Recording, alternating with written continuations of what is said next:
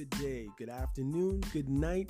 How you doing? This is MCM and you're listening to You're Probably Right. Today we are going to have a serious conversation. Well, maybe not a serious conversation, but there's going to be a serious talk happening here. Now, of course, I'm only doing the talking, but just stay tuned.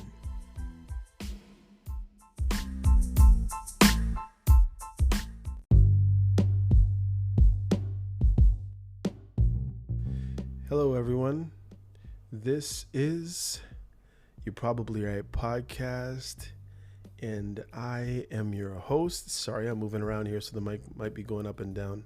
I have no idea what I pressed, but this thing is going crazy, and I'm hoping that it is recording, which it does seem to be doing. Okay, that's better. That's better.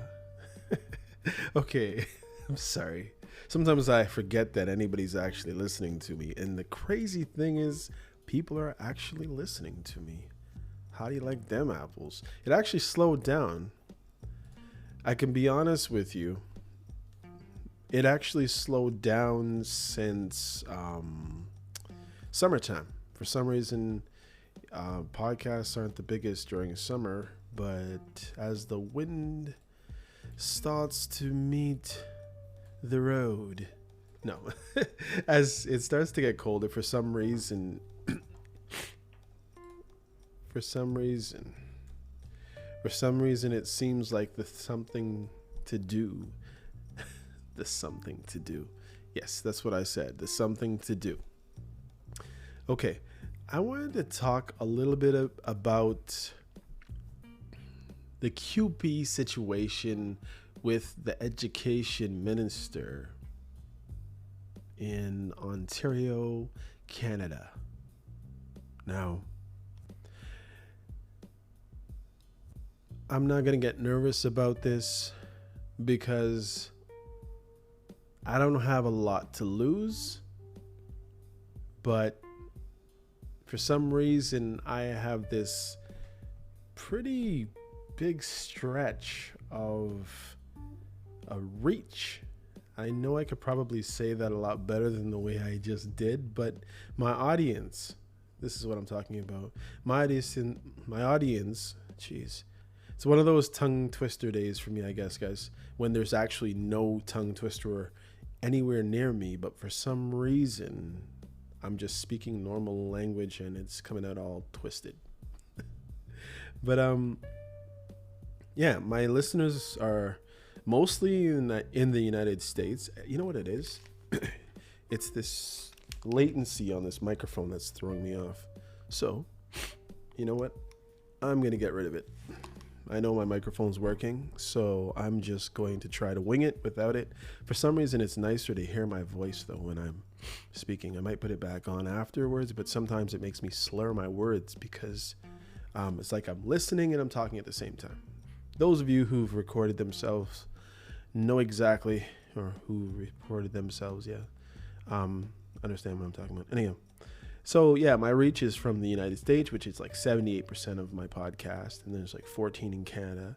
Then it goes down from there. It goes to Germany, United Kingdom, Brazil, France, Australia, Rwanda, the Netherlands, Denmark, Argentina, Jamaica, Israel, Romania, the Philippines, the Ivory Coast, and I guess there's a few after that.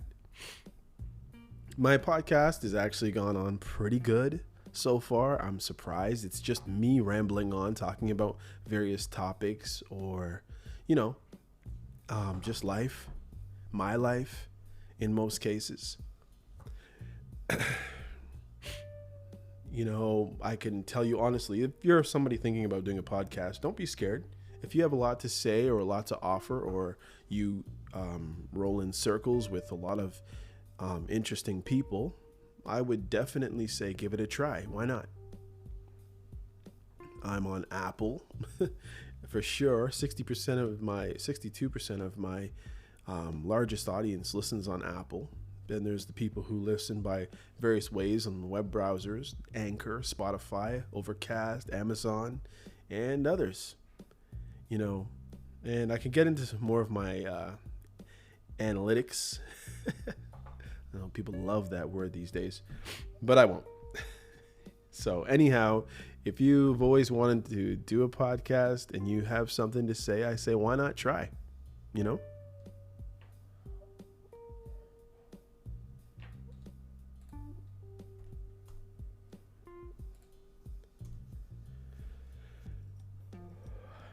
Okay.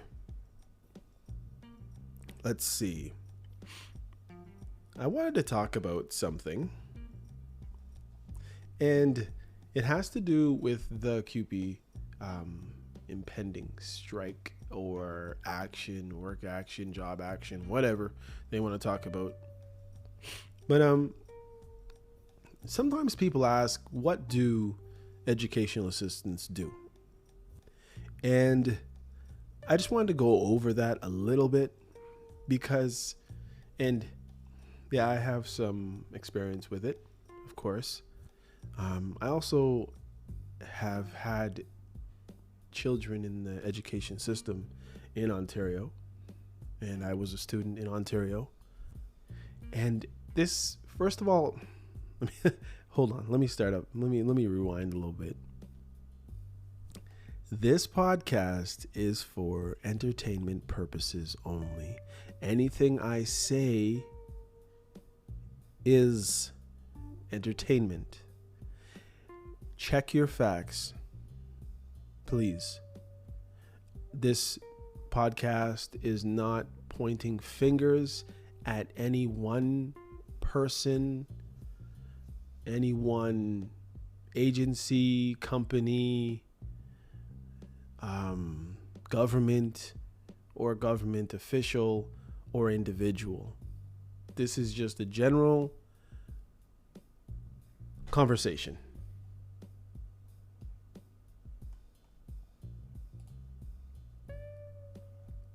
Okay. So, an educational assistant, also called a teacher's assistant, work with teachers and students alike. These professionals assist teachers in instruction, delivery, and other students' learning support. That's all kinds of behaviors.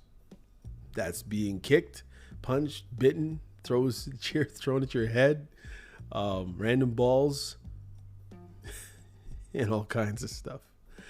Supporting children can include directly assisting children with particular needs or helping them with learning difficulties, which is usually the main thing.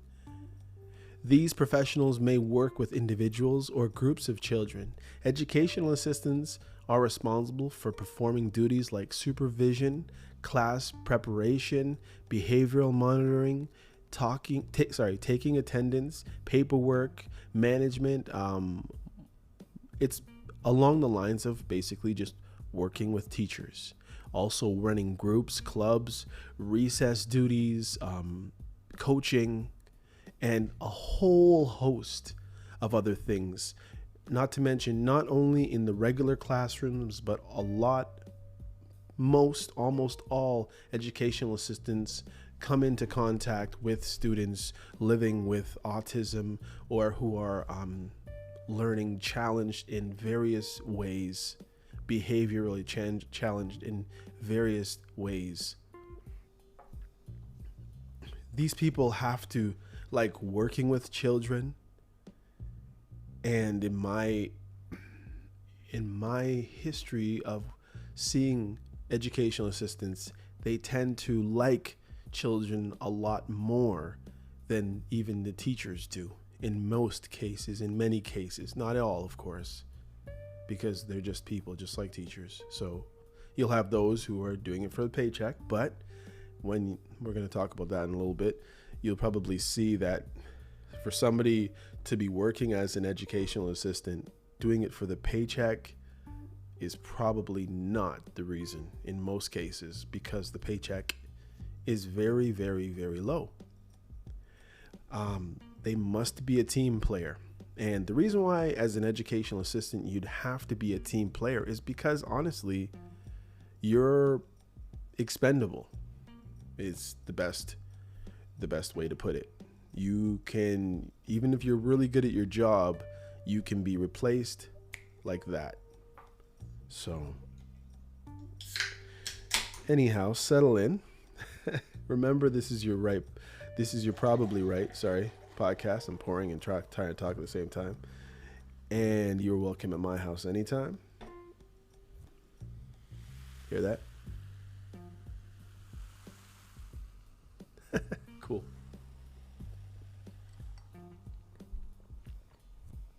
They have to be effective communicators.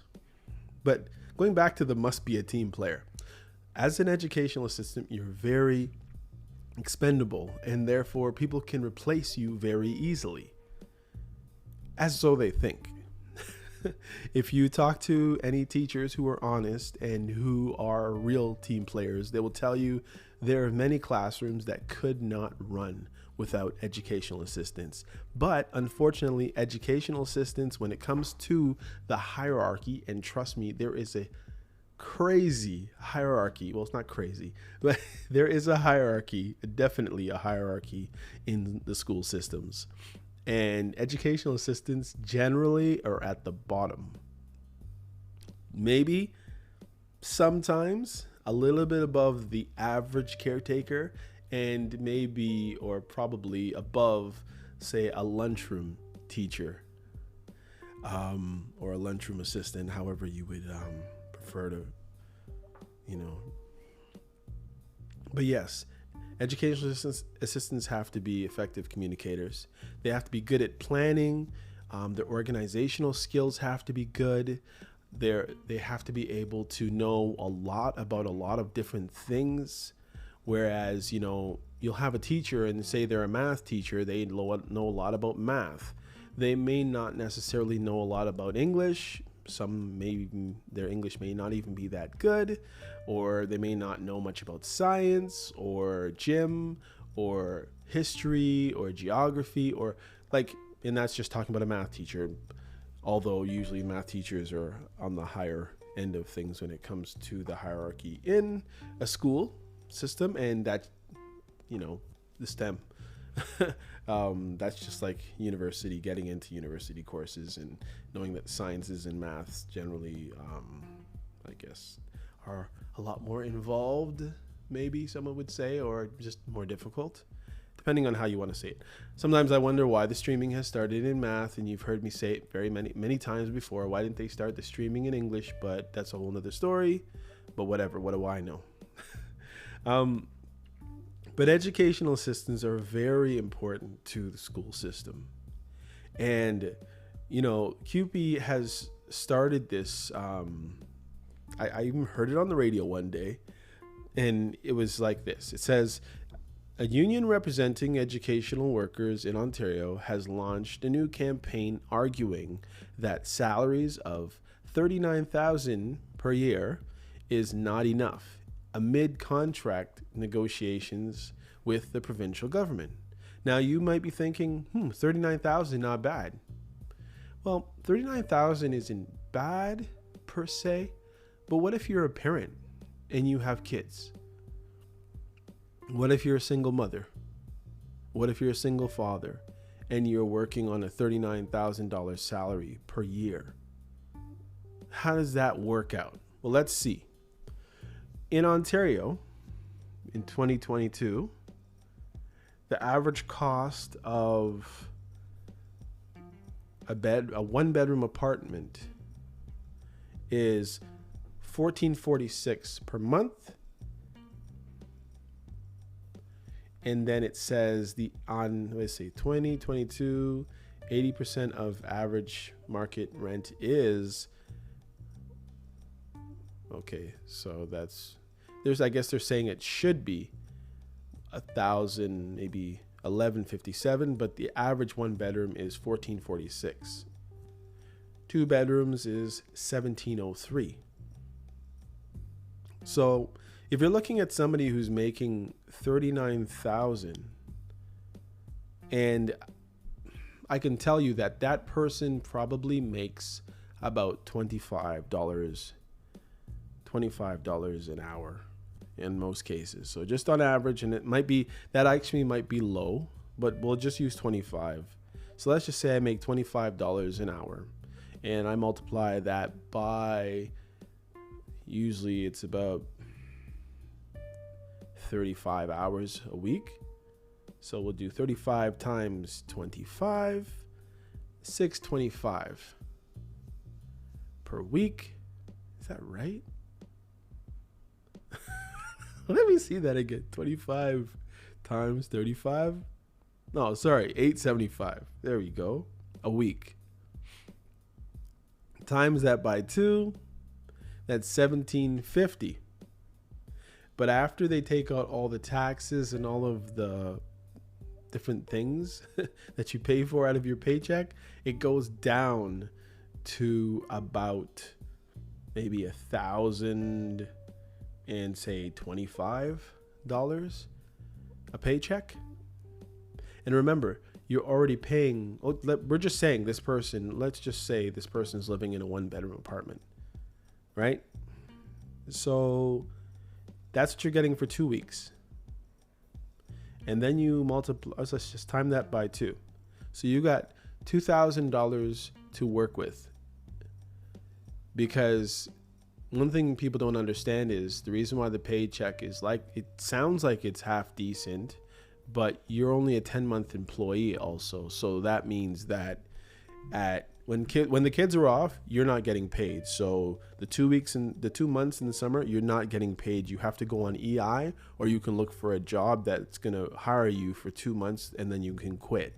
So unlike the teachers who make, I would say, if you're just a beginning teacher starting out, you probably start at about $58,000 a year, right? Now, somebody who's making $39,000 as an EA is probably making that no matter how long they've been with the boards. So just sticking to this, because I really don't know all the different dealings and the different contracts, but could you imagine, let's just say you're trying to live on your own and you're making $2,000 every month, and you have to pay $1,446 of that for rent. How do you eat? What car are you driving? What insurance are you paying? And I assume you wear clothes, which you can't show up as an EA in the average school wearing George tracksuits from Walmart. Do you understand? That's why 39,000 isn't enough.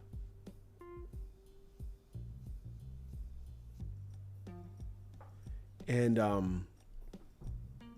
like, people don't get that. And I hope that they would start to have some more respect for people who do this job. They help the teachers out tremendously. They stand out in the cold with your children when it's minus 15 outside, just standing there making sure that little Johnny and little Susie are okay and there's no crazy person running across the yard, or they're not being bullied or beaten up in the yard, or they're allowing and giving them they're providing another body with the teacher to ensure that the students are learning and they're all being interacted with an adult in a learning environment. They are helping to coach teams. They are helping students to stay on track who have learning disabilities or who are living with autism and need that extra guidance. I mean, you have a teacher in a classroom with 20 to 25 students at any one time. Educational assistants are important, and the pay that these people want to give, this is the average. They're saying that 39,000 is not enough for education workers or anyone.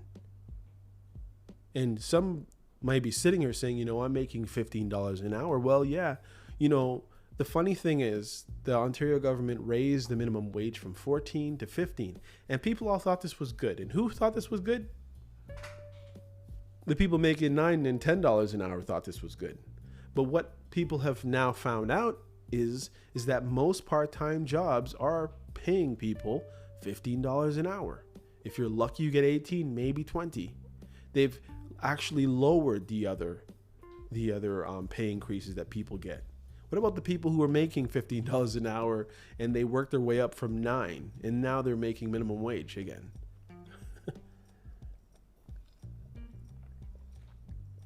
Cost of living has gone up tremendously.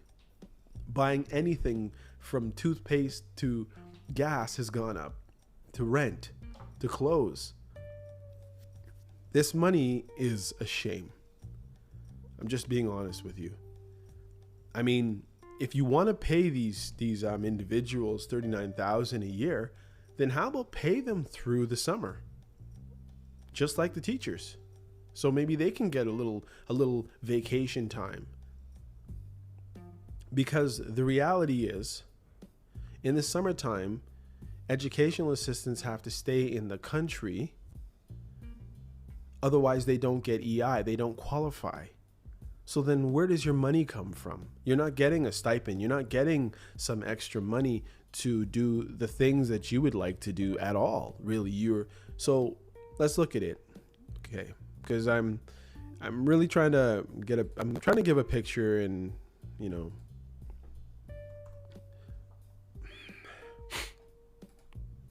somehow I don't think I'm giving you a good picture. So school starts in September, right?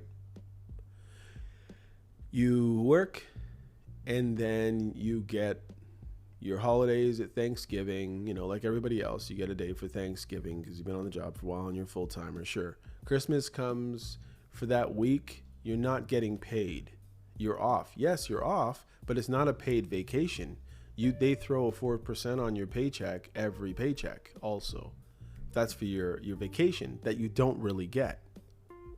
Because if you want to go away as an educational assistant, then you have to declare you're out of the country and there's no pay for you on that vacation. I guess if you're able to save your 4%, which not really, because cost of living and because of the deductions that you get and the taxes that they take out of your paycheck, you don't have enough money in most cases, unless you have somebody making a lot more money that you happen to be a partner with at a home, or in your home, like a husband or whatever, or wife. That's not a lot of money. And as I said before, you get Christmas off with your kids, or with the kids when the kids are off, and then you get your time off at March break when the kids are off, but neither of those times you are paid. And then the big, huge supposed vacation that you'll have a lot of other people complaining about the summertime, your educational assistants do not get paid in the summertime. Not those who are in line or who are under QP. Now, you do have some educational assistants, which are, CYWs, child and youth workers, or CYCs, child and youth counselors, and a few others that are in the mix that happen to be under the umbrella of the teachers union. They might be lucky enough. If they're under the teachers union now, they will get maybe $4,000 or $5,000 for the summer, and you figure it out, kind of thing. But I think they can still go on EI, but I'm not 100% sure. But understand that the educational assistants have no choice but to go on employment insurance on the summertime, otherwise they won't get money. As I said before, there's not very many companies that are gonna hire you just for the summer. And if they're hiring you just for the summer, then you're getting hired as if you were 16 or 17 years old. So, it's not that great of a life. I know people think it's amazing because they get the summers off, because they get Christmas off and all these different breaks, but you're not getting paid. And that's part of the reason why the money is so low. If they kept the money at where it is, but then also pay these individuals through the summer at some level, then it wouldn't even be half as bad. But, money talks. And if you don't make a lot of it, do you have very little respect in the school boards, and you're replaceable. You are replaceable. The lower your paycheck is, the more replaceable you are. That's the bottom line. You might say, that comes with skill. Well, it's funny. We just came out of a pandemic, right? We just came out of a time where people, students, teachers, or whatever, everybody was locked off and at home. And there's a lot of educational workers who have other specialties or other education that would allow them to do other things like counseling. There's educational assistants that have degrees in sociology, degrees in social work, diplomas in social work. They have some have certificates or diplomas in educational assisting, but some of these people are qualified to even counsel, but they're not used in that way. There's many people who have come over from different countries with their different credentials, and they're not accepted in the same way, or maybe there's English barrier, so therefore because their English isn't where it should be or how they deem it should be, therefore these people are not used in any capacity that would make sense to their level of education. But that's the world. Or let's see, they've started to hire a lot of people to be assistants in schools with students who speak other languages, and they're paying these people the bare minimum. Or they'll have the lunchroom teacher who will or the lunchroom assistant who will come in and help with the students at lunchtime, but they're paying them close to minimum wage to deal with all the attitudes, the behaviors. And most of the students know, this isn't my teacher, and if I'm going to lip off at anybody, it's going to be the lunchroom lady. But we're going to pay the lunchroom lady the minimum wage or close to it. It's not right. So I just wanted to say this. Most of the people who work in these jobs can only say their 2 cents and try to, back up why, their pay or their breaks are the way they are to people who are not familiar with the system. But it's not all a bed of roses. I mean, the average adult knows how bad they behaved in school. And just to know that somebody's getting paid not very handsomely to take care of students who are not always well behaved, or standing outside for 50 minutes at a lunch period. I mean, the educational assistants have to do it for every break. So if let's just say it's winter time, and yes, in Ontario there is winter because it's like 6 months out of the year the weather is jacket weather or worse. And these people have to go outside with the kids who are playing in the snow. Sure, playing in the snow at 12 years old is different from standing in snow at 40 or 45 or 50 and not playing in the snow, just keeping your eye on other people's children. So why don't these people get paid better? Nobody knows. They look at the education and say, okay, well, teachers have education. Well, teachers in most cases have an undergrad. A lot of them have a master's and they go to teacher college. Or they don't have a master's. You can slide in with an undergrad and you can go to teacher's college. You can slide in with some different courses. There's different ways to get in. In many cases, some of these people have maybe 2 years more of education, not necessarily experience, because I've seen very many educational assistants help teachers, if you want to say help, but a lot of time know more. Sometimes you go in a classroom and it's shocking, not only because the teacher is humble, which is nice to see, but oftentimes the educational assistant knows more in various areas and topics than the teacher does. And it's beautiful to see when teachers have respect for their assistants in their rooms, and they don't try to treat them as the hired help of the schools and they're included. But that's not usually the case. The parents, the parents usually love the educational assistants because they help out with their students. as do the ECEs that work in the schools as well. The early childhood education workers and teachers. They do a lot with the younger ones.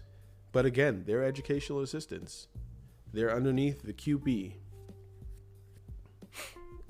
So just want to talk about that for a little bit. I know I've probably not stated the case very good, but I mean, I'm the only one, seemingly the only person on here trying to say anything about it. Just differently from those who usually speak about such things.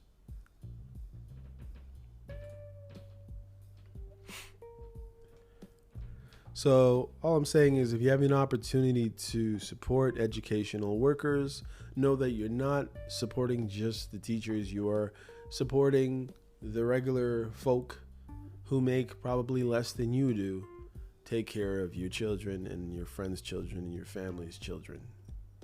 Okay? So just think about it. These people are not getting rich. And it says the average educational worker that are not teachers get that pay. So in that, you have the caretakers again, and all of the different types of educational assistants. You have the people who work in the office. They are kewpie too. And kewpie stands for the Canadian Union of Public Employees. So once you go into the school, the people who work in the office that are not the principal and the vice principal, they're part of the kewpie. All the educational assistants, in some boards, the CYCs and the CYWs, but usually just the CYWs, who are the child and youth workers, and the caretakers and other workers who work around the school. And I'm saying, we all know supply and demand. So the basic economics, if you are not going to pay somebody a good wage, they're not going to be in that job for a long time. And then they're going to basically try to get out as quick as they can in most cases, and then you're dealing with the riffraff. So I'm saying if you want to keep the education of some type of quality, and you don't want your educational assistants to be competition for jobs elsewhere, then what I'm saying is you need to support these people if they do have to go on a job action, or consider them when you are electing officials such as your education ministers. And this is across Canada. This is across the United States. Why not? I'm not sure what happens in Britain, but you have a teacher who's teaching 25 kids or 20 kids. They can't see everything. They can't give personal time to every student every day. It's just not going to happen. Now, it's fine if you have a neurotypical average, say, B student, but if you have a child who's struggling to keep the C's up, or struggling to stay in their seat, or struggling to stay on task, or with behavioral problems or issues, or living with autism, yeah, you have a class for autism, but you'll have one teacher, and you don't want like random riffraff in the classrooms with these teachers who are teaching students with autism, because the kids just won't get the education they need. They won't get the help they need from one individual sitting there with, 2 or 3 individuals who have no clue. The school is a stressful place. Why do you think they make all the fun about kids going back to school and how happy the parents are? Because after 2 months, it's hard for parents to even deal with their own kids. Now, of course, childhood doesn't last forever, but they're a new batch every year, right? So, yeah. And, whoa, what was that? That was strange. I'm not sure what that smacking sound was, but I just wanted to say a little bit that there needs to be some respect for these people. There needs to be some care, and they need to be able to be paid a decent wage if you want the better part of the workforce, the hardworking and knowledgeable.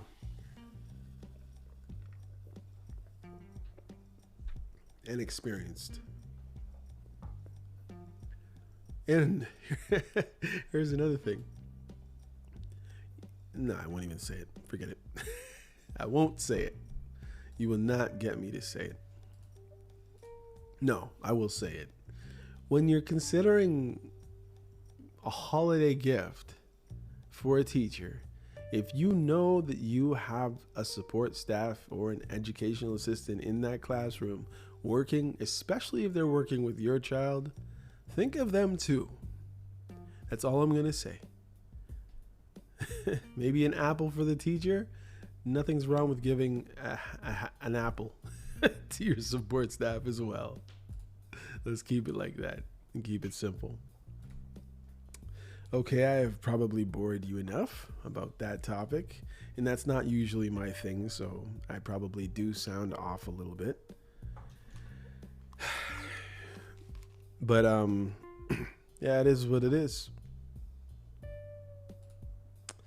What else can I talk about today? You know, it's cool to use your platform to help people when you can. And I generally can't in most cases unless somebody is really, really interested in a topic. But in this case, because I have actual listeners, I can, lend my voice where most people don't lend a voice. Most people who have come up or come out of don't say anything. I mean, even the people going through the problems generally don't say anything. They just kind of schlep along, and it's sad because these individuals have to take all kinds of abuse from other people saying that, they're not worth this and they're not worth that. And a lot of these people who work these jobs are new immigrants or new Canadians or, they're divorced or separated moms or separated or divorced dads just trying to make ends meet for their kids and figured, let me get into education. I may not have a master's in education or I never had the opportunity to go to teachers college, but I am good with kids and I do know a lot about different things. And so it's like, why not have respect for people? Why haven't schools decided that, I mean, I know that some boards have decided that they're going to pay people for their know-how in different areas, and that's usually now the trades.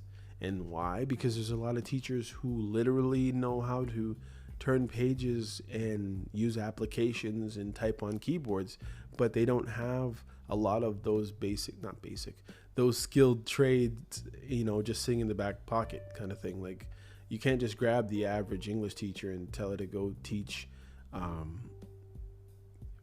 aesthetics. They may not know how to cut hair. They may not know how to do woodworking or mechanic shop or electric shop or the various home economic courses and stuff like that.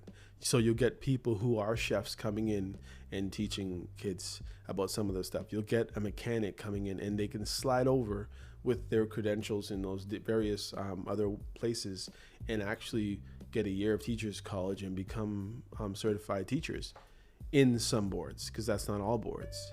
And then there you have the amounts that some individuals are paid in separate school boards as opposed to the regular public school boards where they will be getting paid less for who knows what reason. I'm saying if you have a regular governing body or if you have an education minister, then why isn't the money straight the same across the board? Are you saying that only students who are in the Toronto District School Board deserve a living wage as a CYW? Because if you take it across to another board and that same individual working the same job with possibly even more responsibilities is getting paid about $13,000 to $14,000 less a year.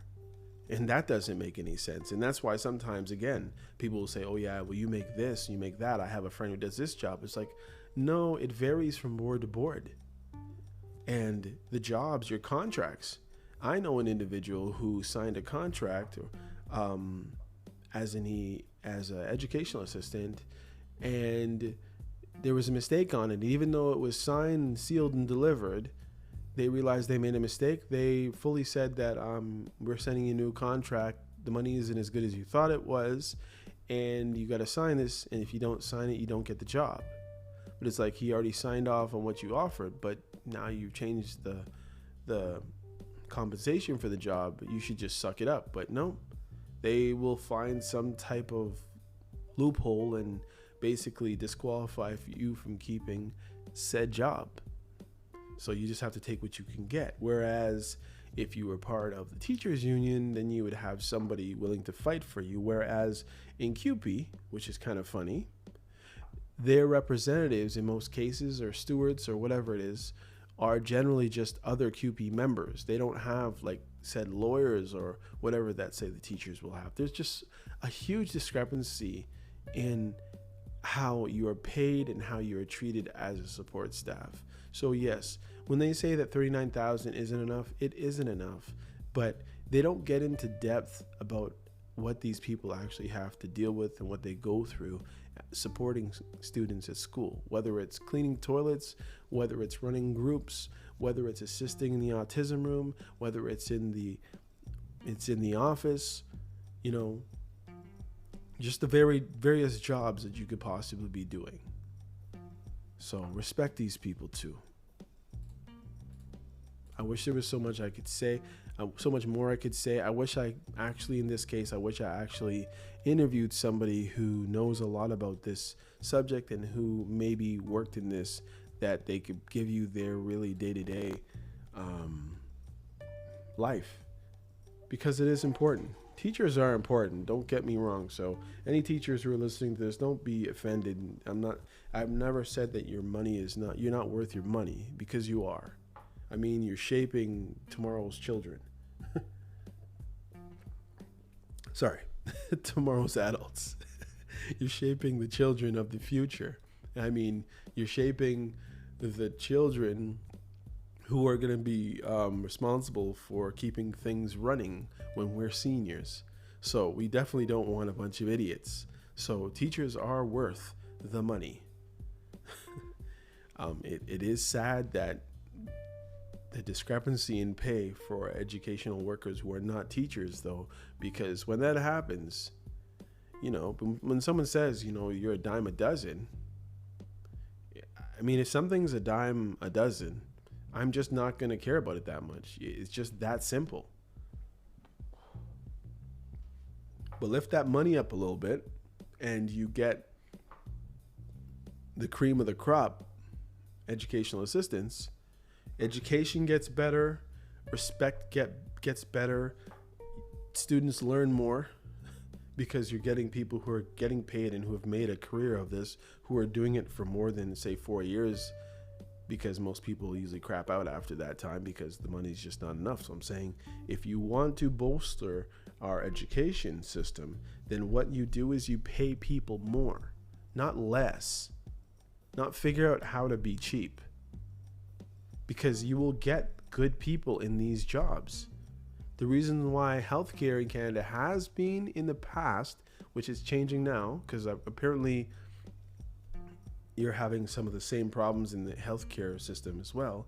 But when you pay people more, they tend to do a better job because they have more to lose. But when you pay somebody the money that they could probably work by just selling clothes in a boutique, or less than what they'd make cutting hair somewhere, or whatever the case is, then you're not going to get the cream of the crop. You're not going to keep these people in these jobs. You're not going to have experienced education workers in school. So yeah, you'll have a lot of bumbling idiots. That's the reality. Anyhow, I think I've rambled on enough about this, and I'm just think about it. I wish I should do a call to action on this case. Maybe I will. Hopefully you're somewhat happy with my little presentation of talking about the education workers. I know it's probably not the best presentation. Could have got someone who knows a lot more about it.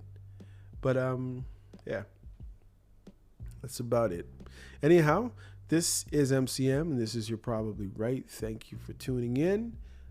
To my first-time listeners, my last-time listeners, to my sometimes fair-weather friend listeners, I appreciate you all. Again, this show is for entertainment purposes only. I do not profess to know anything, and I do not profess to be a professor about anything, maybe in life or maybe just my life.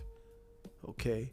Do your own research, study, and know what it is you want to know. But don't depend on me for the little things. No. Okay. Anyhow, take care. It's MCM. Peace out.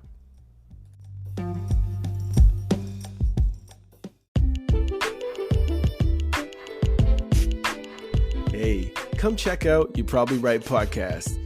Society is getting more unpredictable every day, but at the same time, predictable in its unpredictability. Say that 4 times real fast. Come with me as I attempt to find clarity in all the fog while staying way outside the box and kicking the box way down the road with my size 12 docs. I use the Bible, experience, education, fortune, misfortune, life's lessons, life's mistakes to sort through all the mess. I talk about news, God, God, self-help, sports, sickness, health, music, parenting, love, humbleness, hurt, pain, joy, and all the things that might make you say, I never thought of it that way. Hopefully, anyway. Also, I take a stab at answering tough and not so tough questions, and all the while understand that, listen, sometimes you end up in the hot seat and there's no thermostat. Well, that's how it is here. And because there's no topic, very few topics off the table, Torontonians will understand that Doug Ford reference there. Hopefully the podcast will be helpful and uplifting. And hey, maybe you'll find your own private Idaho here somewhere. Hope to see you soon.